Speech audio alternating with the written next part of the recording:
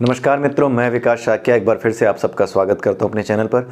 और आज हम डिस्कस करने जा रहे हैं चैप्टर नंबर 1 अष्टावक्र गीता के 2 श्लोक नंबर 5 और 6। लेकिन उससे पहले ये कॉन्सेप्ट मैं आपको बता दूं कि आपको बिल्कुल क्लियरली आपको पता होना चाहिए, जो पिछले वीडियो में भी हमने डिस्कस किया। हमारी जो प्रकृति है वो परा अपरा 2 भागों में डिवाइडेड है। उसके अलावा हमारे शरीर के जो 5 कोश होते हैं, इन 5 कोशों के बारे में हमें जानकारी होनी चाहिए। किस तरह से ये 5 कोश अपरा प्रकृति के संपर्क में आकर के हमें विषयों में उलझाते हैं, इसके बारे में अध्याय 13 भागवत गीता, अष्टावक्र गीता नहीं, भागवत गीता में बड़े अच्छे से एक्सप्लेन किया गया है। और उसकी जो प्लेलिस्ट है वो हमारे ही चैनल पे अवेलेबल है। चैप्टर नंबर 13 आप भागवत गीता की प्लेलिस्ट जाकर के देख सकते हैं। चैप्टर नंबर 13 पूरा देख जाइए, क्योंकि चैप्टर नंबर 13 बहुत इंपॉर्टेंट है भागवत गीता के अंदर।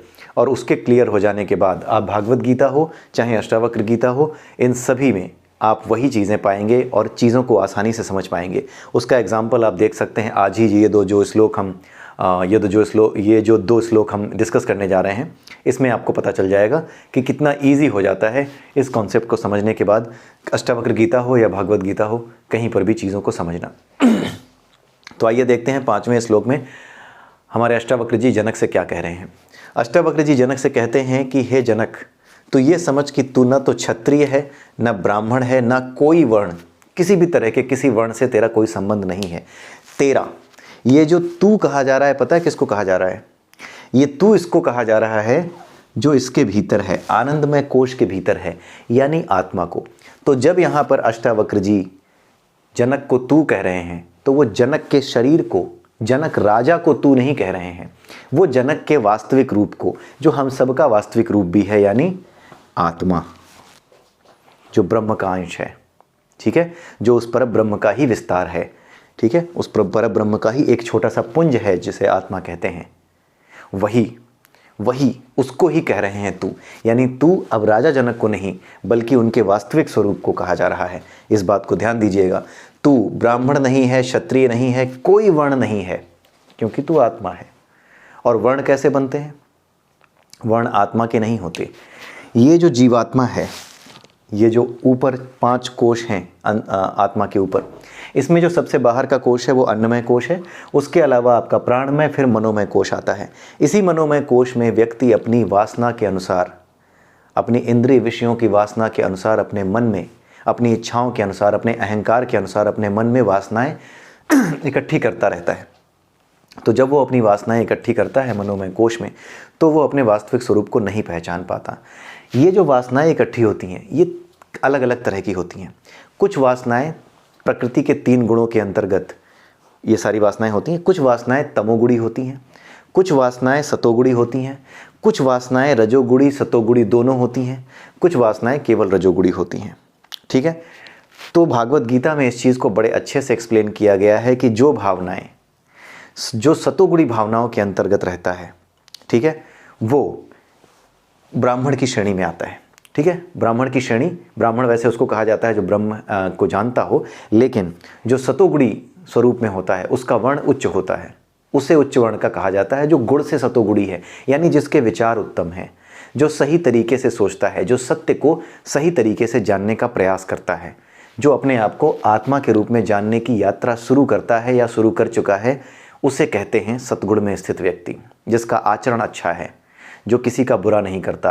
भागवत गीता के 13वें चैप्टर में जो 25-26 जो विशेषताएं बताई गई हैं कि एक व्यक्ति जो अपने वास्तविक स्वरूप को जानता है उसकी क्या विशेषताएं होती हैं, दया, क्षमा, विनम्रता, सहिष्णुता, ये इस तरह करके 25-26 जो है उसकी विशेषताएं बताई गई हैं। जो व्यक्ति अपने वास्तविक स्वरूप को जानता है, ठीक है, उसकी विशेषताएं बताई गई हैं।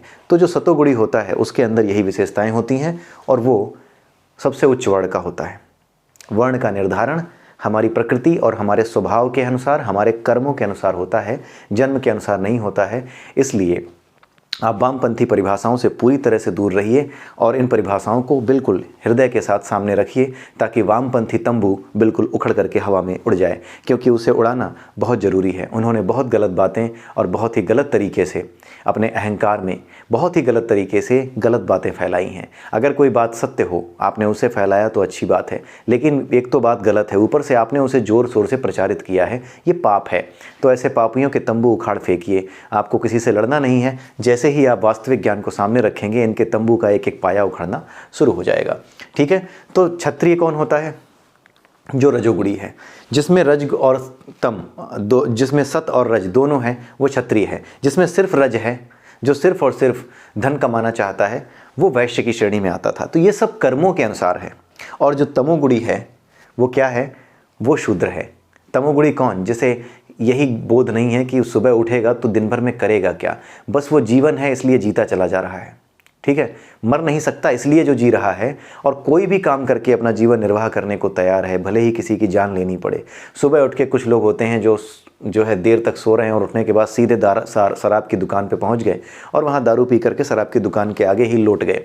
इस तरह के लोग जो होते हैं ये तमोगुणी प्रवृत्ति के होते हैं, जिन्हें यही नहीं पता, जिसमें आलस है, जिसमें प्रमाद है बहुत ज़्यादा, जिसमें ज्ञान नहीं है, जिसको ये बुद्धि ही नहीं है कि उसे जीवन में करना क्या है। जीवन छोड़िए, सुबह उठा तो उसे नहीं पता है कि उसके आज के दिन का उद्देश्य क्या है, वो शराब की दुकान पर जाकर के पड़ गया। तो जिसके व्यवहार ऐसे हैं उस व्यक्ति को शूद्र कहा जाता है, ना कि उसको जिसने नीच कुल में जन्म लिया है। जन्म से इसका कोई संबंध नहीं है और इसकी बड़ी सुंदर व्याख्या भागवत गीता में की गई है। इसीलिए जो वर्ण है, इसीलिए यहाँ बताया जा रहा है अष्टावक्र जी के द्वारा कि तू ना तो ब्राह्मण है ना क्षत्रिय है, किसी तरह का वर्ण नहीं है, क्योंकि तू आत्मा है।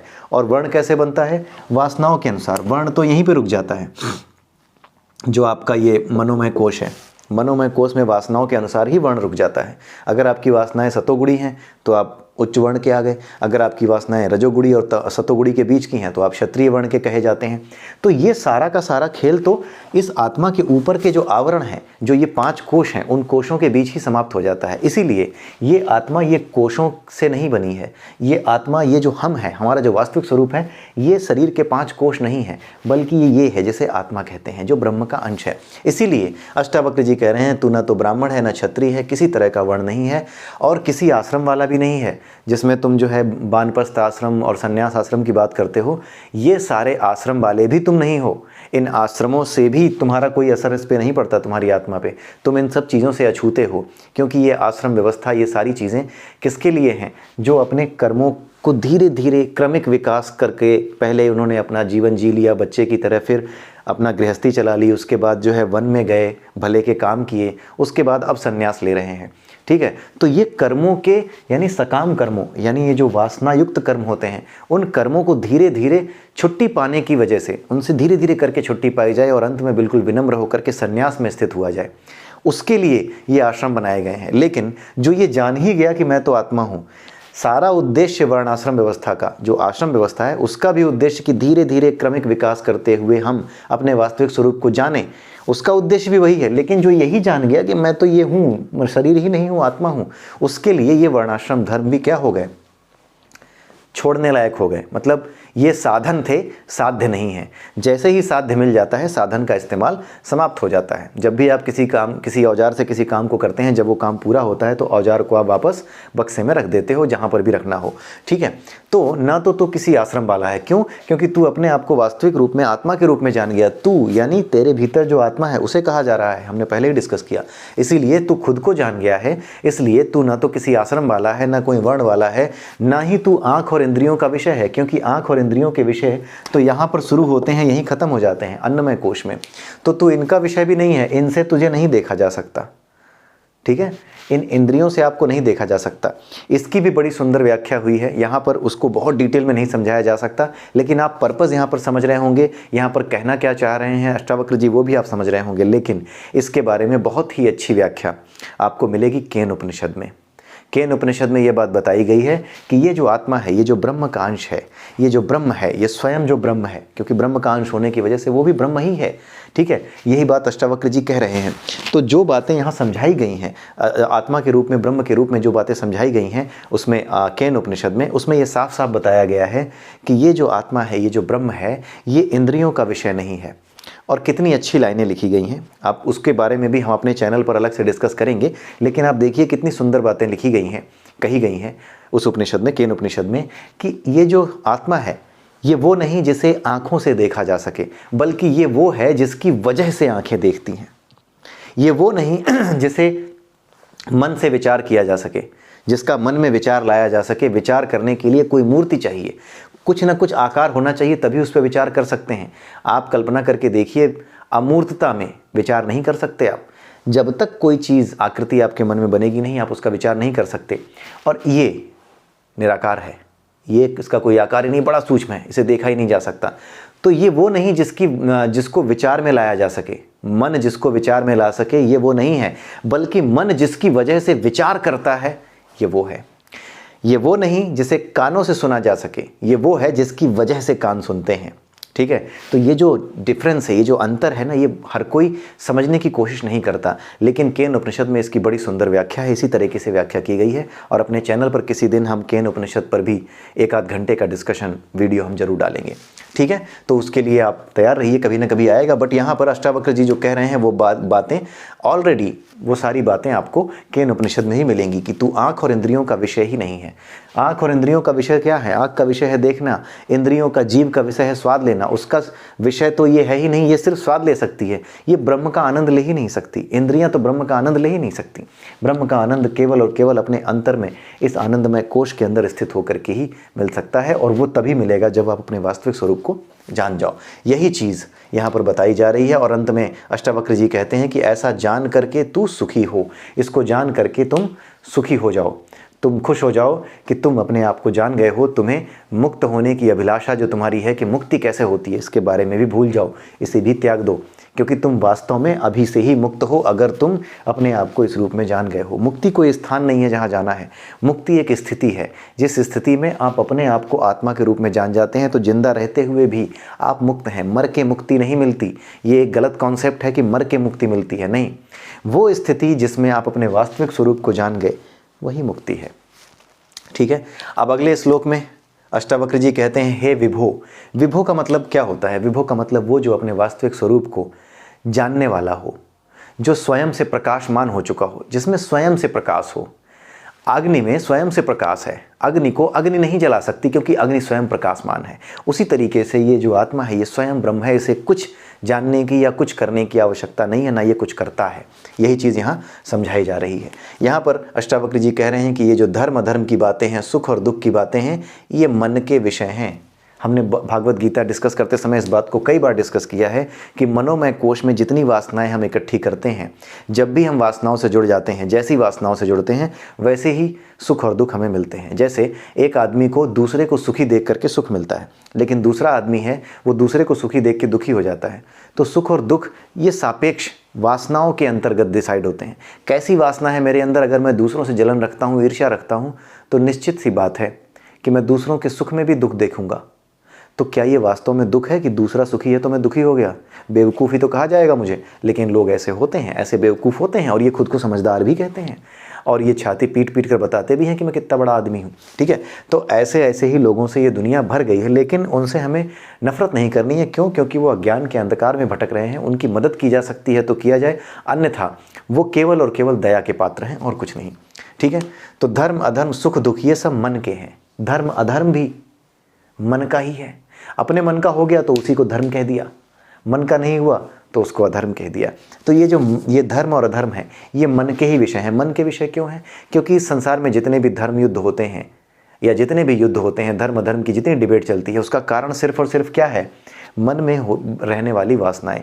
अलग अलग मनुष्यों के मन में रहने वाली अलग अलग तरह की वासनाएं ही किसी भी तरह के धर्म युद्ध का या किसी भी तरह के अधर्म का या किसी भी तरह के धर्म का कारण होती हैं। किसी को मोक्ष चाहिए तो वो धर्म के काम करता है, किसी को धर्म का पता नहीं, ज्ञान का पता नहीं, तो वह धर्म के काम करता है, पाप करता है, दूसरों की जान लेता है।